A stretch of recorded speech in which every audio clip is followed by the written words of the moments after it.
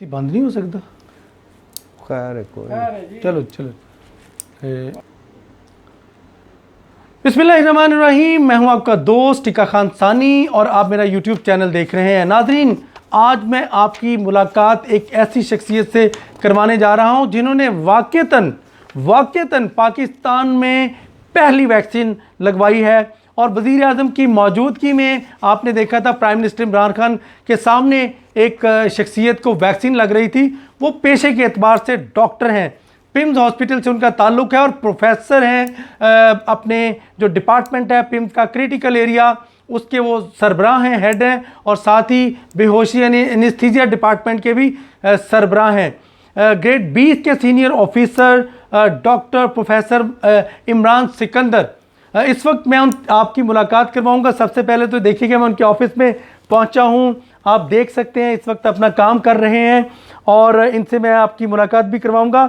नाज़रीन, इससे पहले कि मैं आपकी मुलाकात बाकायदा तौर पे बातचीत का आगाज़ करूं, मैं आपको ये बताना चाहूँगा कि राना इमरान सिकंदर ऐसी शख्सियत हैं जिन्होंने न सिर्फ पहली वैक्सीन लगवाई है बल्कि मैं ख़ुद उसको रिपोर्ट करता रहा हूँ। पाकिस्तान में जब पहले कोरोना मरीज़ की डायग्नोज हुई थी, तशखीस हुई थी कि एक मरीज़ में कोरोना है, वो पहला मरीज़ जब पिम्स पहुंचा था तो राना इमरान सिकंदर ने ही उसको अटेंड किया। उसको बाकायदा तौर पे जब वो बेहोशी की हालत में आ रहे थे, ठीक नहीं हो रहे थे, तो वेंटिलेटर उनको चढ़ाया और वेंटिलेटर पे पहली ट्यूब चढ़ाई, उसके बाद उनको ठीक भी किया इस वक्त। और उसके बाद यकीनन ये अल्लाह अल्हम्दुलिल्लाह पाकिस्तान अब सुरखरू हो गया है इस मैदान में कि वैक्सीन का सिलसिला शुरू हो चुका है। इस वक्त राना इमरान सिकंदर मेरे साथ मौजूद हैं। प्रोफेसर साहब, अस्सलाम वालेकुम। वालेकुम अस्सलाम, क्या हाल है जनाब आपका? टिका सानी साहब ठीक है आप? Thank you very much professor साहब, बहुत शुक्रिया आपने मौका दिया हमें सार्फिन अपने दोस्तों से मुलाकात का शर्फ बख्शा और आपसे कुछ बातचीत करना चाहता हूँ। एक तो ये बताइएगा कि कितने घंटे गुजर चुके हैं आपको वैक्सीन लगवाए हुए और उसके साइड इफ़ेक्ट क्या आपने देखे? तकरीबन जो है वो 24 घंटे के करीब तो गुजर चुके हैं और जो है वो साइड इफ़ेक्ट तो कोई नहीं हुआ अल्हम्दुलिल्लाह। कोई बॉडी एक नहीं, कोई फीवर नहीं आपके सामने हो। नहीं, नॉर्वे, बरतानिया, यूके, इंडिया, यहाँ तो बड़ा खौफ था कि एक वो खातून को लगता है बेहोश हो जाती है, साइड इफ़ेक्ट लोग बहुत ज़्यादा भुगत रहे हैं। आप असल में जो डॉक्टर्स हैं उनको पता है कि वो जो क्लिप बड़ा सर्कुलेट कर रहा है कि वो एक नर्स अपने आप को टीका लगवाती है और उसके बाद बेहोश होकर गिर जाती है। बेसिकली उसको दैट इज़ अ साइकोलॉजिकल, नफसियाती तौर पे वो होता है और जो ये एक्शन होता है जिसको वेज़ोवेगल अटैक कहते हैं, ये नफसियाती तौर पे होता है और ये किसी भी इंजेक्शन की वजह से हो सकता है। इसका कोरोना के इंजेक्शन से कोई ताल्लुक़ नहीं है और हम बड़ा फ्रीक्वेंटली ऑपरेशन थिएटर्स में ये वाला रिएक्शन लोगों का देखते हैं कि वो ट्रांजिटली बेहोश हो जाते हैं। मतलब उनको इंजेक्शन लगा, कोई भी इंजेक्शन लगा और वो अगर बैठे हुए हैं तो आम तौर पे वो गिर जाते हैं। तो ये वाला जो है वो वेज़ोवेगल जब अटैक हुआ तो इसको बहुत प्रोपेगेंडे के तौर पे यूज़ किया गया, जबकि इन रियलिटी ऐसा नहीं है। ये वेज़ोवेगल अटैक किसी भी टीके से हो सकता है, इसको वैक्सीन के साथ एट्रीब्यूट नहीं किया जा सकता। अच्छा डॉक्टर साहब, कल जब वैक्सीन लगी है आपको तो आपने उसके बाद आपने कोई एक्टिविटी की, कोई आप घर गए, सो गए, कोई आपको? हाँ जी, मैं जब घर गया तो चूँकि पीएम हाउस में ये सारे का सारा फंक्शन था और शाम के तकरीबन कोई 5-7 बज चुके थे, 5 बज चुके थे जब हम वहाँ से फ़ारग हुए। और आम तौर पे रूटीनली मैं 5 किलोमीटर की रनिंग करता हूँ डेली ट्रैक के ऊपर या शालीमार क्रिकेट ग्राउंड में या फेट वाला जो लूप गवर्नमेंट ने बनाया हुआ उसमें सीडीए ने। तो मैं उसके बाद घर आया, कुछ हल्का फुल्का सूप शूप पिया क्योंकि भूख लगी हुई थी हल्का फुल्का।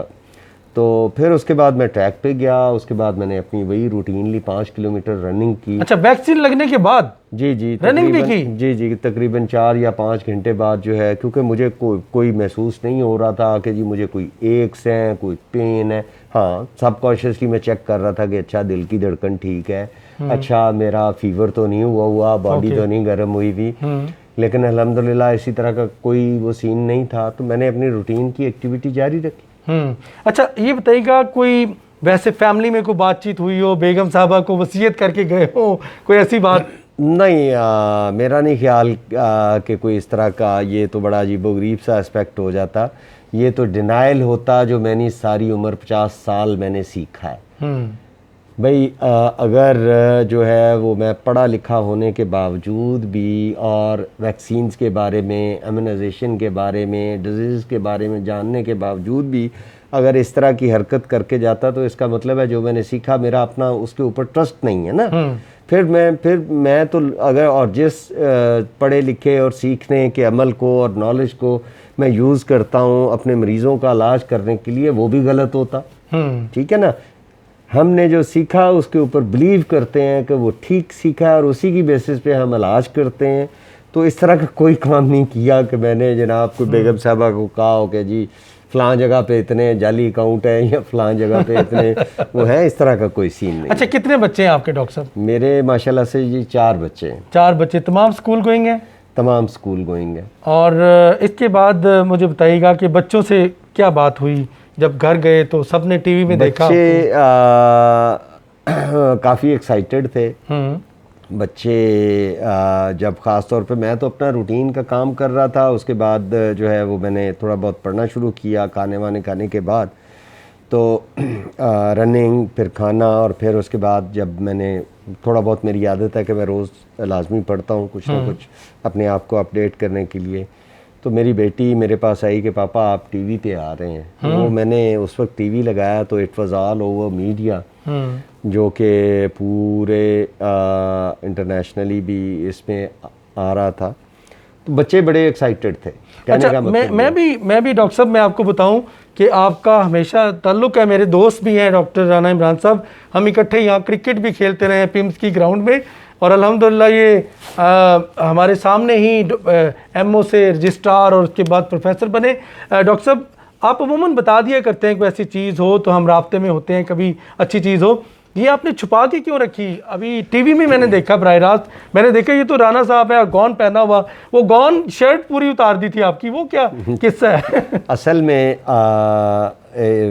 टिक्का सानी साहब ने बिल्कुल ठीक कहा। मेरा टिक्का सानी साहब से 20 साल का ताल्लुक़ है। Thank you. जब ये बिल्कुल छोटे हुआ करते थे और मैं भी छोटा था, ऑफ कोर्स आज से 20 साल पहले मैं 30 साल का था। तो हमारी अक्सर बेशतर गपशप भी होती थी और वो सारा सिलसिला, जैसे कि बताया कि क्रिकेट भी खेलते थे, आ जाना वेले होते थे उस वक्त, शादियाँ वादियाँ तो ही नहीं हुई थी। तो बहरहाल असल में मुझे कुछ दिन पहले जो हमारे SAPM हैं उन्होंने रिक्वेस्ट की, उन्होंने कहा कि डॉक्टर इमरान मैं चाहता हूँ कि आप, चूँकि सारे कोविड के सिलसिले में you have been in the जो है वो इसमें रहे हैं, तो क्या नाम है उसका, मैं चाहता हूँ कि आप जो है वो पहले बंदे हों। तो मैंने कहा जी ठीक है। और फिर उसके बाद मुझे उन्होंने कहा कि भाई इसको ज़रा थोड़ा सा कॉन्फिडेंशियल रखें। तो मैंने कहा ठीक है, मेरी गवर्नमेंट का ऑर्डर है तो आई हैव टू कीप। अच्छा, एक दो बातें मैं मुख्तसर सी, चूँकि बहुत ही टाइम कम रह गया, मुझे बताइएगा कि आपने पहला मरीज़ भी अटेंड किया, उसकी ज़रा छोटी सी हमें स्टोरी बताएंगे, क्या हुआ उसके बाद? आपने हज़ारों मरीज़ों को नाजरीन वेंटिलेटर लगाए और ठीक भी हो गए। राना इमरान सिकंदर ने अपनी डायग्नोसिस की, ओरल भी और नाक से भी आपने ऑक्सीजन पहुंचाई और लोगों को ठीक किया। पहला मरीज़ असल में, हाँ जी, असल में जब हमारे पास मरीज़ आना शुरू हुए तो इस डिज़ीज़ के बारे में पूरी दुनिया में किसी को नहीं पता था कि क्या है क्या नहीं है। और गवर्नमेंट ने मुख्तलिफ़ लेवल्स की कमेटीज़ बनाई जिसमें मैनेजमेंट को और जिसमें इस इंफ्रास्ट्रक्चर को इम्प्रूव करने के लिए जो है वो करना, उन्होंने हमारी ड्यूटीज़ लगाई। शुरू में शोर था वेंटिलेटर का, लेटर ऑन जब हमें पता चला कि ये इसकी डिज़ीज़ के प्रॉब्लम्स तो कुछ और है, इसमें तो ऑक्सीजनेशन फेलियर है, इसमें रेस्पिरेटरी फेलियर नहीं है, इसमें ऑक्सीजनेशन फेलियर है। तो फिर हमने मुख्तलिफ़ किस्म की एक और मशीन होती है जिसको हाई फ्लो नेज़ल कैनला कहा जाता है, जिसे हम हाई फ्लो को 70 लीटर पर मिनट के हिसाब से जो है अप टू 70 लीटर पर उसके हिसाब से देते हैं। तो हमने उसका एक अल्टरनेट वो किया। निकाला, और जो कि डुअल सोर्स ऑक्सीजनेशन, जिसको बड़ा सराहा गया और लोगों ने बड़ा अडॉप्ट किया कि एक नेज़ल कैनले से, रूटीन के नेज़ल कैनले से और एक नॉन रीब्रीदर मास्क से हमने कोशिश की, और जिसका फ़ायदा ये हुआ कि बहुत सारे मरीज़ों को हमने वेंटिलेटर पे डालने से बचाया भी, और हज़ारों मरीज़ आपने ठीक भी किए। Exactly. और एक बात करना चाहूँगा, नाजरीन को बताइएगा जो वैक्सीन लगवाना चाहें उनके लिए रहनुमाई क्या है आपकी, और बचें कैसे, इसके सिम्टम्स क्या हैं?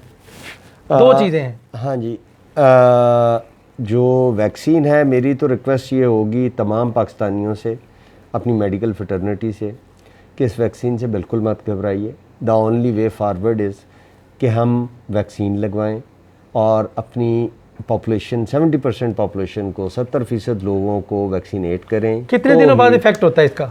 हाँ जी, और दूसरा ये है कि वैक्सीन लगाने के फ़ौरन बाद जो है वो आपने मास्क वास्क नहीं उतार देने। तकरीबन 4 से 6 हफ्ते लगते हैं इम्यूनिटी डेवलप होने में। और कितना अर्सा तक इसका असर रहता है? मेरा ख्याल है कि ये शायद लाइफ लॉन्ग इसका इम्पैक्ट होगा। अच्छा, अभी इसका पूरा डाटा हमारे पास अवेलेबल नहीं है। एक से दूसरी मरतबा भी केसेस आए आपके पास कि एक दफ़ा हुआ, दूसरी दफ़ा हुआ? हमारे पास पाकिस्तान में बहुत कम जो प्रॉपर वो हैं केसेस, सेकंड टाइम वाले वो कम रिपोर्ट हुए, लेकिन पूरी दुनिया में रिपोर्ट हुए हैं। वो ज़्यादा डेंजरस होते हैं या कम? जाहिर सी बात है। अच्छा, आखिरी बात, कोरोना अभी मौजूद है, आप सिम्टम्स क्या हैं, लोगों को एहतियाती तदाबीर क्या कहते हैं? कोरोना बिल्कुल मौजूद है और मुख्तलिफ लोगों में मुख्तलिफ सिम्टम्स आते हैं। मसलन किसी में बुखार, किसी में बॉडी एक्स, किसी में लॉस ऑफ स्मेल और टेस्ट आता है, किसी में सिर्फ सुस्ती और जिस्म का दुखना, या दिल का जो है वो किसी काम में ना लगना, इस तरह के भी आते हैं। अच्छा, बच्चों में भी है? बच्चों में भी खतरनाक है। बच्चों में बेसिकली अल्हम्दुलिल्लाह हमारी खुशकिस्मती ये है कि बच्चों में एज सच ये बहुत ज़्यादा ख़तरनाक नहीं। अलामतें होती हैं उनको? अलामतें होती हैं, नज़ला, ज़ुकाम, बुखार, वो सारा सिलसिला होता है। लेकिन बच्चों में याद रखिएगा कि बच्चों की ज़िंदगी को ख़ुद ज़्यादा ख़तरा नहीं होता, लेकिन बच्चे जो है वो कोविड लेके, कोरोना लेके अपने बड़ों को मुंतकिल करते हैं, जिससे बड़ों की लाइफ को ख़तरा हो सकता है। अच्छा, लोग वैक्सीन लगवाएं? जी, बिल्कुल लगवाएं। आपका ये पैगाम है? मैं बिल्कुल एंडोर्स करता हूँ और मैं रिक्वेस्ट करता हूँ अपने अवाम से भी, अपने हेल्थ केयर वर्कर से भी, कि वो बिल्कुल जो ही अवेलेबल होती है वो वैक्सीन ज़रूर लगवाएं। डॉक्टर साहब, आखिरी बात, आपने MBBS कहाँ से की और कहाँ से आपका ताल्लुक़ है? मैं जी MBBS मैंने रावलपिंडी मेडिकल कॉलेज से की 95 में, और मेरा ताल्लुक ज़िला शेखुपुरा के गांव मेन सिटी से। मेन सिटी शेखुपुरा के रहने वाले हैं जी। माशाल्लाह, इनको खराज तहसीन पेश करता हूं कि इन्होंने बहुत सारे लोगों का इलाज किया। राना इमरान सिकंदर साहब ने बतौर डॉक्टर, बतौर प्रोफेसर अपनी टीम को लेकर चले।